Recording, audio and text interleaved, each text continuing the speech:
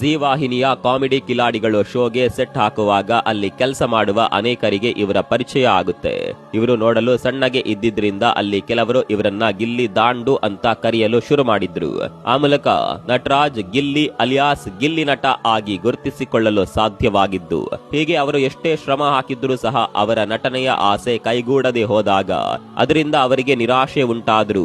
ನಟನೆಯ ಛಲವಿಡದ ಗಿಲ್ಲಿ ತಮ್ಮಲ್ಲಿದ್ದ ಪ್ರತಿಭೆಗೆ ತಾವೇ ಸಾಣೆ ಹಿಡಿಯಲು ಶುರು ಮಾಡ್ತಾರೆ.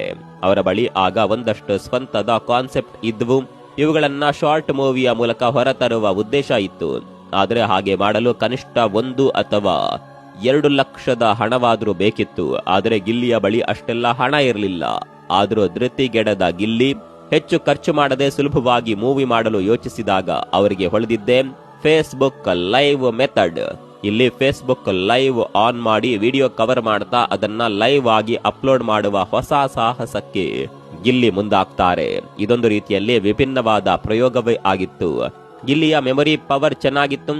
ಹಾಗಾಗಿಯೇ ಯಾವುದೇ ರಿಹರ್ಸಲ್ ಇಲ್ಲದೆ ಅವರು ಸಂದರ್ಭಕ್ಕೆ ತಕ್ಕಂತೆ ಸಂಭಾಷಣೆಯನ್ನ ಸ್ಪಾಟ್ ಅಲ್ಲಿ ಹೇಳಬಲ್ಲವರಾಗಿದ್ದರು.